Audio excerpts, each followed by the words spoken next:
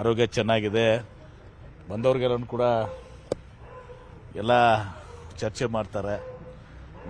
ನಾವೇ ಹೇಳಿದ್ದೀವಿ, ಸ್ವಲ್ಪ ಎಕ್ಸರ್ಷನ್ ಮಾಡ್ಕೋಬೇಡಿ, ಸ್ವಲ್ಪ ಇದು ಮಾಡಿ. ಮತ್ತು ನೀವೆಲ್ಲರೂ ಬರ್ತೀರಿ ಮಾತಾಡಬೇಕಲ್ಲಪ್ಪ ಅಂತೇಳಿ ಎಲ್ಲರಿಗೂ ಭಾಳ ಸರ್, ನಾಳೆ ಲಿಂಗಾಯತ ಮಠಾಧೀಶ ಒಕ್ಕೂಟದಿಂದ ಸಿಎಂ ಈ ಸನ್ಮಾನ ಇಟ್ಕೊಂಡಿದ್ದಾರೆ.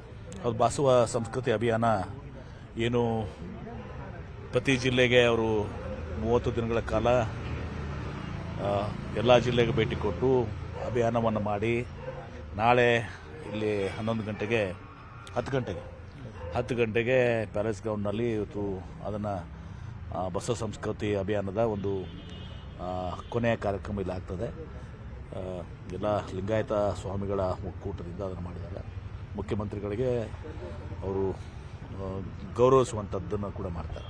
ಸರ್, ಲಿಂಗಾಯತ ಧರ್ಮ ಅಂತಾನೆ ಬರೆಸ್ತೀನಿ ಅನ್ನೋ ತಮ್ಮ ಹೇಳಿಕೆನ ಎಲ್ಲ ಮಠಾಧೀಶಗಳು ಕೂಡ ಪ್ರತಿಪಾದನೆ ಮಾಡಿದ್ದಾರೆ. ಸರ್ ನೋಡಿ, ನಾನು ಬಸವಣ್ಣನ ಜನ್ಮಭೂಮಿಯಿಂದ ಬಂದವನು.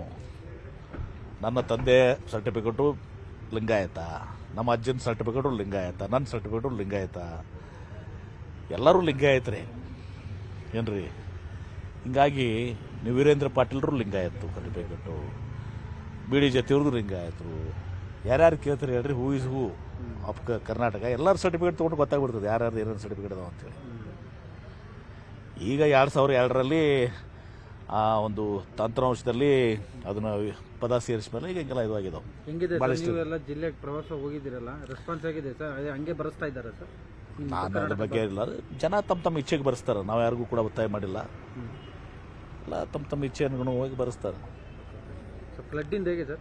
ಪರಿಹಾರ ವಿತರಣೆ ನಾನು 3-4 ದಿವಸ ಬಿಟ್ಕೊಂಡು ಗುಲ್ಬರ್ಗ, ಬಿಜಾಪುರಕ್ಕೆ ಹೋಗ್ತೀನಿ ಅಂತ ಹೇಳಿದ್ದಾರೆ. ಹೋಗ್ಲಿ, ಅವ್ರು ಹೋಗಕ್ಕೆ ಬೇಡ ಅಂತಾರೆ. ಎಲ್ಲರಿಗೂ ಕೂಡ ಅಧಿಕಾರ ಇದೆ ಹೋಗ್ಲಿಕ್ಕೆ. ಆದರೆ ಇವತ್ತು ದಿವಸ ನಾವು ಸರ್ಕಾರ, ನಮ್ಮ ಮುಖ್ಯಮಂತ್ರಿಗಳು, ನಾವೆಲ್ಲರೂ ಸಚಿವರಲ್ಲೆಲ್ಲ ಟ್ರಾವೆಲ್ ಮಾಡಿದ್ದೀವಿ, ಹೋಗಿ ಬಂದೀವಿ. ಮುಖ್ಯಮಂತ್ರಿಗಳು ವೈಮಾನಿಕ ಸಮೀಕ್ಷೆ ಮಾಡಿ NDRF ನಾಮ್ಸ್ನಾಗೇನು ವಿಶೇಷವಾಗಿ ಈ ಒಣಭೂಮಿ 80% ಒಣಭೂಮಿ ಬರ್ತದೆ, ಮಳೆ ಆಶ್ರಿತ ಭೂಮಿಗಳಿಂದ ಬರ್ತಾರೆ.